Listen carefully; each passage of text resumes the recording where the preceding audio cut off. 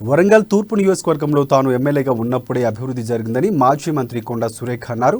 తెలంగాణలో గడీల పాలన పోవాలంటే ప్రజలు కాంగ్రెస్ పార్టీని ఆదరించారన్నారు. వరంగల్ తూర్పు నియోజకవర్గం 24వ డివిజన్లో మాజీ మంత్రి కొండా సురేఖ 4వ రోజు చేపట్టిన పాదయాత్రలో ఆమె పాల్గొన్నారు. పార్టీ కార్యకర్తలు, అభిమానులు పెద్ద ఎత్తున కొండా సురేఖతో కలిసి కదం కదిపారు.